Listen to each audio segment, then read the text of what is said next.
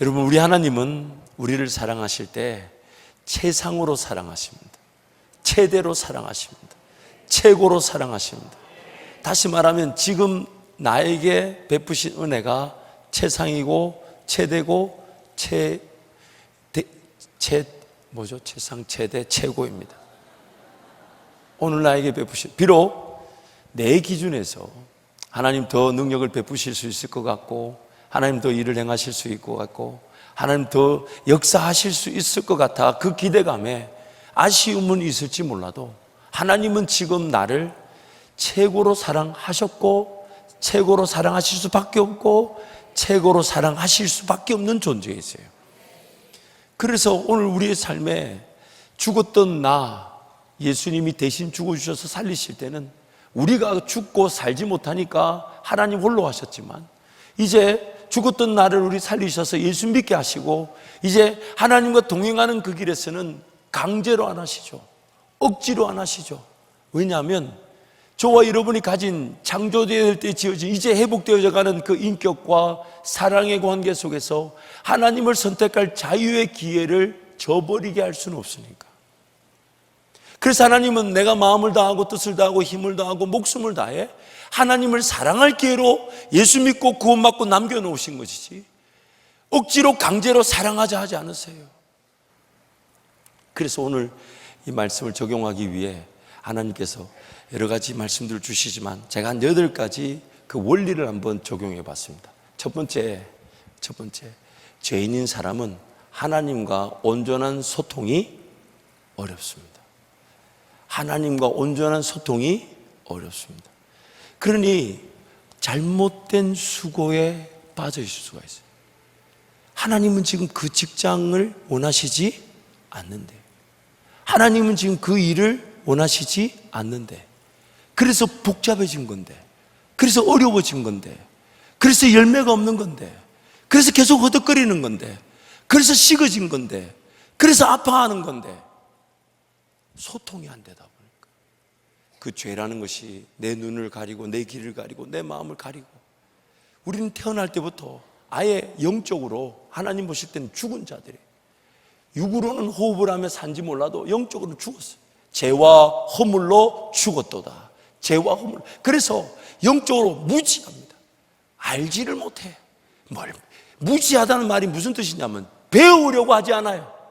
그냥 삽니다. 내가 그냥 할 수 있다면 하는 거지 뭘 배워. 인내도 없고 훈련도 없고, 또한 무관심, 관심이 없어요.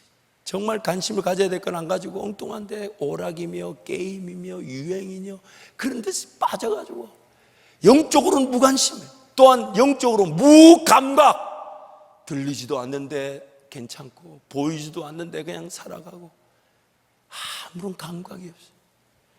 그렇게 빠져있어요. 그러다 보니까 엉뚱한 수고를 땀 흘리며 열심히 하지만 아무런 수확이 없어요. 즐거움이 되지 않아. 빨리 은퇴했으면 좋겠고, 빨리 직장 그만뒀으면 좋겠고, 빨리 일 그만뒀으면 좋겠고. 물론 하나님의 그런 계획하심을 발견해가는 과정일 수는 있지만 잘못된 수고이기 때문에 그렇지 않을까요? 잘못된 수고, 소통이 안 돼. 근데 두 번째, 우리에게 또 분명한 필요한 기준은, 우리는 유한한 존재로서 항상 하나님의 도움과 인도하심이 필요하다는 거예요. 한번 따라 하실까요? 나는, 목사가 손이 이렇게 가면 어떻게 하라고요? 나는 항상 하나님이 필요합니다. 나는 항상 하나님이 필요합니다. 태어난 것도, 삶이 자라는 것도, 보호되어진 것도 하나님 없이 안 되는 일이었어요. 왜냐하면 우리는 유한한 존재. 그래서 소통이 안 되어서 그 도움과 인도하심을 보지 못하는 걸 아파할 줄 알아요. 하나님, 내가 하나님 도움도 없이 사라질 줄 알았습니다. 내가 하나님의 인도하심도 없이 잘못된 것 붙들고 거기에 인생을, 제가 그 수고 헌신을 평가하지 않지만 본인 입에서 얘기해요. 목사님, 제가 이 직장에 30년 있을 줄 몰랐습니다. 도대체 누가 30년 있으라는 걸까요? 내가 이거 하려고 계획해 본 적이 없는데 오늘 날 이거 하고 있어요? 무슨 말입니까? 이거라도 안 하면 안 됐기에 한 거 아닙니까? 잘못된 수고, 헛된 거. 그래서 우리는 항상 하나님의 도움을, 인도하심을 바라야 되는 거예요. 세 번째, 모든 사람은 하나님의 계획 속에서 태어날 때부터 자기 분복, 자기 분량이 정해져 있습니다. 왜냐하면 내가 모든 일을 다 할 수 있는 게 아니죠. 나의 길이 정해져 있는 거예요. 내가 모든 능력을 다 가지고 있는, 그래서 아무거나 시도하면 안 되는 겁니다. 내가 할 수 있다는 그 생각과 실제 내 능력은 달라요. 그래서 아무거나 덥서 이거 해보자 저거 해보자. 특히 청년들한테 젊었으니까 네가 하고 싶은 거 한번 해봐라. 그래서 좋은 네 평생의 길을 찾아봐라. 네 할 수 있는 거 한번 해봐라. 그래서 네 길을 찾아봐라 하지만 못 찾으면요, 그게 지금 우리 자녀들에게 가르쳐져야 될 게 아니라 하나님을 확인해보고 하나님이 기뻐하실 일을 도전하고, 꿈과 비전이 없고 자기 길이 나타나지 않아도 지금 하나님이 즐거워하실 일에 목숨을 한번 걸어봐라. 그게 인생이어야 되는 것이지. 그게 인생이에요. 그래서 내 길을 모를 때에도 하나님께 최선을 다했던 그 인생이 하나님의 길을 발견할 뿐만 아니라 그 최선이 나중에 열매까지 맺을 거 아닙니까? 그게 중요한 것이죠. 제가 목사지 다른 비즈니스 전 못합니다. 하면 아마 망할 거예요. 그러나 제가 목사의 그 분복과 분량의 길을 걸어갈 때 목사로서 제가 꿈을 꿀 수 있는 하나님의 꿈은 무한대입니다. 인생이라는 시간이 짧죠. 목사로서 하나님과 동행하며 맛볼 수 있는 믿음의 역사는 보이지 않지만 한계가 없습니다. 그래서 그걸 매달리고 그걸 붙잡는 거예요. 하나님, 제가 걸어가는 이 분량의 길에서 저를 통해 영광을 받으실 그 놀라운 꿈들을 제가 놓치지 않게 하여 주십시오. 놓치지 않게 하여 주십시오. 오늘부터 내 분량과 내 분복에 맞는 길에서 하나님 나를 통해 영광을 받으실 그 최고의 꿈, 한계가 없는 꿈, 하나님을 의지하면 더 의지할 수 있고 하나님을 맛보면 더 맛볼 수 있고 하나님의 능력을 경험하면 더 능력을 구할 수 있는 한계가 없는 하나님의 능력과 꿈의 길에 내 인생이 목사로 쓰임받게 하여 주십시오. 쓰임받게 하여 주십시오. 그게 평생에 하나님 나를 호흡이 있는 그날까지 지키시는 목적입니다. 내 인생이 이 땅에 남겨진 이유인 거예요. 그 놀라운, 하나님은 나를 보실 때마다 내 못하는 거, 내 연약한 거, 내 미련한 거, 내 어리석은 거, 내 죄짓는 거, 이거 별로 중요하게 생각 안 하세요. 이거 별로 중요하게 생각. 지금부터 주실 은혜, 함께 걸어갈 믿음의 길, 함께 수고하며 땀 흘릴, 그리고 인내로서 맛보게 될 하나님의 영광의 역사들, 하나님 거기에 관심을 두시고 지금 나를 부르시는 거예요. 그래서 뭐랍니까? 이전 일은 지나갔으니 보라 새 것이 되었고 옛적 일은 생각지도 말고 기억지도 몰라. 보라 내가 새 일을 행하리니, 보라 내가 생의 일을 행하리니, 광야에 길이 날 것이며 사막에 강이 나게 될 것이다. 그 길을 우리와 걷기를 원하시는 거예요. 거기에 초점을 두는 거예요. 내 할 수 있고 하고 싶고, 물론 그것도 하나님이 하게 하시는 은혜로 하는 것이지, 그러나 뭔가 하고 싶고 할 수 있는 것도 그 모든 것이 하나님을 더 맛보기 위해, 하나님을 더 경험하기 위해, 하나님을 더 알아가기 위해, 하나님 그분과 동행하는 기회가 되기에 그 일에 최선을 다하는 것이지 헛된 수고가 되어서는 안 된다는 겁니다. 죽을 날만 받아놓고 살 수는 없잖아요. 죽을 날만 기다릴 수는 없잖아요. 예수님이 나를 다시 부르시는 그날, 내 인생이 끝날이 언젠지 모르지만은 오늘은 하나님 그분이 나의 분복에 맞는 길로 인도해 가실 것이니까 그것을 묻고 그것을 기대하고 그것을 사모하고 그것을 의지하는. 그래서 오늘 본문 19절 말씀이 이렇게 얘기하는 거예요. 19절 말씀 함께 선포합니다. 또한 어떤 사람에게든지 하나님이 재물과 부요를 그에게 주사 능히 누리게 하시며 제 몫을 받아 수고함으로 즐거워하게 하신 것은 하나님의 선물이라. 자기 목, 자기 분복, 자기 분량에 따라 수고하게 될 때 하나님이 재물과 부요를 주신대요. 최대 그 은혜를 지금 구약식 율법식으로 표현한 겁니다. 하나님이 모든 인생, 모든 사람에게 그 분복에 따라 제 몫에 따라 수고하는 낙을 누리는 자들에게 하나님이 맡기신다는 거예요. 누리게 하신다는 거예요. 그것이 바로 하나님의 선물이라는 겁니다.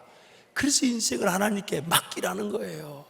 다섯 번째, 훈련과 함께 성장의 과정을 거치지만 모든 과정에서 쓰임받게 하십니다.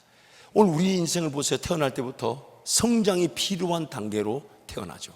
그래서 모든 사람은 다 영적이든 육적이든 그가 가진 장점이든 은사든 간에 훈련이 필요합니다. 다듬어줘야 되죠. 그리고 그 훈련의 과정 속에 하나님은 어떤 수준과 상태에 있든지 간에 쓰임받게 하시죠. 열매를 거두게 하셔서 더 훈련되게 하시고 더 훈련을 사모하게 하시죠.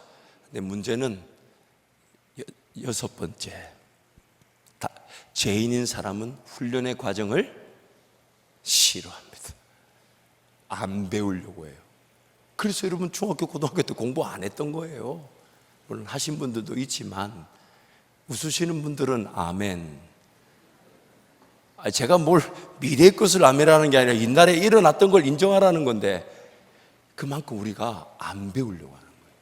훈련을 싫어하는 거예요. 인내를 싫어하는 거예요. 당장의 열매를 거둘 거. 그래서 뭔가 투자를 해도 돈 딱 넣자마자 땅값이 팍 뛰고. 한밭제일교회 성도는 그런 일 없습니다. 제가 하나님께 그런 일이 생기지 말라고 기도하고 있어요. 그거 돈 뛰면 더 걱정이야. 그것 때문에 교회도 안 올 판이야. 지금 지옥 갈 판인데 땅값이 뛰어야 되겠어요? 땅값이 떨어져야 되겠어요? 생각해 보세요. 그럼 땅값이 올라와서 기도하러 안 와? 에? 땅값 올랐다고 기도가 될까요? 안 될까요? 안 돼. 근데 땅값 떨어지면 기도하러 오면 하나님은 어떤 방법을 취하셔야 될까요? 그러니까 아예 그런데 투자를 하면 된다 안 된다? 쓸데없는 짓 하지 마라 이 말이에요. 잘못된 수고로 잘못된 유익을 추구하지 말라고요. 세상 사람들 그 날뛰게 하는데 편승하지 말라고. 다 하나님이 책임져 주실 텐데. 다 하나님이 책임져. 엉뚱한 거 붙잡고 인생 업이 되는 것보다 다 잃어버리고 새롭게 시작하는 게 낫습니다. 우리는 안 죽어요. 죽는 게 어렵다니까. 하나님이 책임져 주실 텐데. 그래서 여러분 훈련의 과정을 싫어해요. 일곱 번째, 나를 위한 행복한 삶은 하나님만이 아시고 하나님만의 훈련의 과정을 통해 빚어가시지만 죄인인 우리는 그 뜻과 인도하심을 좋아하지 않습니다. 그래서 엉뚱한 거 붙들고 그거 이루어주면 내가 주의 나라 영광을 위해 쓰겠다고 그거 이루어달라고 막 엉뚱한 거만 붙잡고 살았던 거예요. 근데 하나님 그거 아닌데. 그러니까 하나님이 뭐라고 합니까? 내려놓아라. 주님! 쓸데없는 소리 하지 말고 이거부터 해결해 달라고. 아니야, 그거 내려놔야 돼. 그거 그러니까 자꾸 우리는 하나님을 바꾸려는 씨름을 하죠. 하나님 뜻이 중요한 게 아니라 내 뜻이 중요한데 쓸데없는 소리 하고 있는. 그래서 야곱이 하나님하고 씨름했지 않습니까? 복을 주러 오셨는데 축복하라고 했는데 그 하나님하고 인생의 문제를 지가 한번 이겨보려고 씨름하는 거예요. 내 뜻을 바꾸는 게 아니라 하나님 뜻을 바꾸고 싶은 거예요. 그럼에도 불구하고 여덟 번째, 그럼에도 불구하고 하나님께서 자기 백성의 삶을 합력하여 선을 이루신다는 거죠. 그래서 가장 대표적인 인물이 지난주에 말씀을 나눴던 요셉이었던 겁니다. 요셉의 삶을 보세요. 가만히 내버려 뒀다면 아버지 총애나 받으면서 기근이 오는지 안 오는지도 모른 채 그 광야에서 유목민으로 살다 끝났을 건데 하나님은 그 요셉을 향한 계획을 갖고 계셨죠. 애굽에 먼저 내려가서 애굽에서 이스라엘 민족을 일으켜서 약속의 땅 가나안으로 가겠다는 한 500년의 그 역사에 요셉의 삶이 먼저 쓰임 받기를 원하셨는데, 근데 요셉은 전혀 그걸 알았다 몰랐다? 몰랐어요. 그래서 하나님 어떻게든 요셉의 삶을 알게 하셔야 되는데 요셉이 무지하고 무관심하고 멍하니, 그래서 하나님이 어떻게 하셨냐? 그 죄악으로 말미암아 타락한 세상 속에 요셉조차도 관심이 없어하는 하나님의 꿈을 이루시기 위해 형제들의 미움, 다툼, 시기라는 그 환경을 역이용하셔가지고 구덩이에 옷이 벗겨져 던져지고 그래서 종으로 팔려가게 하시죠. 하나님이 하신 게 아니야. 그 형들이 그 일을 자행했는데, 그러면 요셉이 하나님 앞에 구하는 기도 제목은 뭘까요? 하나님이 이 억울함을 풀어주셔서 아버지 집으로 돌아가게 해달라는 거 아니겠어요? 근데 하나님이 형통케 하신 은혜가 뭐였습니까? 종살이 잘하래. 억울한 그 종살이 잘하래. 그 가정의 종으로 대빵하래. 아버지 집으로 돌아가는 게 아니라 그 가정 종의 총무가 되래. 그래서 이게 뭔가, 그리고 근데 또 억울한 일을 당해서 주인의 아내의 그런 거짓말로 감옥에 가죠. 얼마나 억울할까요? 근데 하나님 거기서 형통케 하셨는데 억울함을 풀어준 게 아니고, 내가 지금 해결하기를 원하는 문제를 풀어주는 게 아니고, 내가 지금 아파 죽겠는데 내 인생의 어려움 해결하지 않으시고 세상에 간수 사랑받게 하셔. 죄수들 관리하래. 거기서 억울하게 죄수 생활 잘하래. 근데 그거를 형통이란 말을 썼어요. 구약에서 형통이라는 단어는 전도서와 창세기 나오는데, 창세기 나오는 그 형통의 뜻이 뭡니까? 내 인생의 문제를 하나님께서 계속 편안하게 풀어주시는 게 아니라 억울한 일을 당했을 때도 삶이 하나님 손에 붙잡혀 있다는 걸 믿고 인내하라는 거예요. 그게 형통이라는 거예요. 그게 우리도 요셉처럼 그렇게 삶을 느낄 때 있잖아요. 지금 이게 안 풀려져서 예배가 안 되는데 계속 이 문제는 안 풀려. 지금 이게 어렵고 힘들어, 아파 죽겠는데 그거에 대해서 하나님이 아무 말도 안 해. 그러면서 자꾸 인내하게 하고 예배당에 나오게 하고 기도하게 하고, 그래서 또 기도하다 자기도 모르게 아파 죽겠다고 기도하다 자기도 모르게 할렐루야 하고, 그럼 내가 미쳤지 지금 이러고 찬양할 때가 아닌데 또 다시 그 문제에 집중하고 문제에 갇히고 문제에 붙들고 기도하고, 그러니 중언부언하고, 그러니 기도가 안 되니까 자빠져 졸고. 그렇잖아요. 하나님과 연결이 되어 있는 기도가 아닌 거야. 그러니 인생 자체가 자꾸만 헛된 수고, 잘못된 방향에서 잘못된 거 붙들고 씨름하는 걸 하나님 어떻게 하셔야 되겠어요? 그거 내려놓을 줄 모르니까 그 결과와 그 대가 속에서도 삶을 지켜주심으로, 그 대가와 결과를 통해 요셉으로 뭘 배우게 하셨습니까? 삶을 내가 해석해서는 안 된다는 것과, 해석이 하나님께 있다는 것은 하나님 그분의 은혜에 맡겨두고 오늘 나에게 주시는 은혜, 오늘 나를 형통케 하신 은혜, 비록 내가 원하는 문제 어려움이 해결되는 형통의 은혜가 아니라 억울한 죄수, 억울한 종살이 속에서도 하나님 거기서 종으로 죄수로 억울하지만 인정받게 하시는, 인내하게 하시는, 내가 원하는 은혜는 아니지만 오늘 나에게 주시는 은혜, 오늘 나에게 주시는 은혜, 오늘 나에게 주시는 은혜, 그 은혜 붙들고 살아가라는 거예요. 그랬더니 인생의 문제 어려움도 다 때가 되니까 하나님이 분명한 해석이나 분명한 은혜를 주시지만은, 그러면서 요셉이 어떻게 바뀌어져 가냐면, 술 가는 자 떡 가는 자를 만났을 때는 해석은 하나님께 있지 않습니까? 라고 말했을 때까지만 해도 자기를 통해 해석의 능력이 나올 줄 알았어요. 그래서 내게 일어서서 내가 하나님의 해석을 전달하겠다고. 근데 나중에 10년이 지나 그 술 가는 장 붙들고 얼마나 소연했으면 당신이 복직되거들랑 나를 꼭 기억해달라 해서 술 가는 장 잊어버려. 완전히 잊어버려. 내가 이런 억울하게 재수 생활할 사람이 아니라고. 근데 하나님의 때가 안 된 거지. 근데 하나님의 때가 되어 그를 바로왕 앞에 세웠을 때 꿈을 꾸고 이해하지 못한 바로왕에게 뭐라고 합니까? 해석은 하나님께 있으며 하나님께서 바로왕에게 직접 편안한 대답을 하시리이다. 하나님께. 그러면서 요셉의 삶이 엉뚱한 것에 붙들려 엉뚱한 수고하는 것이 아니라 담겨져야 될 하나님의 꿈, 담겨져야 될 하나님의 은혜, 오늘을 형통케 하시는 은혜, 오늘을 형통케 하시는 은혜, 오늘을 형통케 하시는 은혜. 이게 필요하다, 저게 필요하다, 이거 해야 된다, 저거 해야 된다, 내 삶을 내가 결정하고 판단하지 않고 오늘 하나님 나한테 어떤 은혜를 주실 겁니까? 오늘 나에게 어떤 은혜를 주실 겁니까? 오늘 나에게 어떤 은혜를 주실 겁니까? 그 은혜로 살아갔더니 나중에 요셉의 눈에 뭐가 보이기 시작했습니까? 자신의 삶도 애굽에 먼저 보내져서 하나님께서 자기를 통해 이스라엘 자기 아버지 가족 70명밖에 안 되는 그 가족이 민족이 되게 하시고 450년이 지난 다음에 약속의 땅으로 출애굽하게 하실 것을, 그게 이제 보였던 거예요. 여러분 인생의 문제, 어려움, 또 필요한 거, 있어야 되는 거, 그거 다 하나님께 맡겨놓으십시오. 그리고 오늘 나에게 하나님 어떤 은혜를 주실 것입니까? 형통케 하실 은혜가 뭡니까? 인내케 하실 은혜가 뭡니까? 제가 붙잡아야 될 게 뭘까요? 배워야 될 게 뭘까요? 왜 아멘을 안 하는 걸까요? 왜 안 하는 걸까요? 관심이 없는 거야. 감각이 죽은 거예요. 이건 감각이 살아있으면 아멘도 아멘 탁탁 나올 텐데, 그렇지 않아요? 네, 너 사랑한다 하는데 그 사랑한다 말 못 듣는 게 감각이 없는 거잖아. 다시요, 하나님 오늘 형통케 하실 은혜가 무엇입니까? 아멘. 뭘 배우기를. 그러고 보니까 김철환 목사님도 아멘을 못했네. 오늘 배우게 하실 게 뭡니까?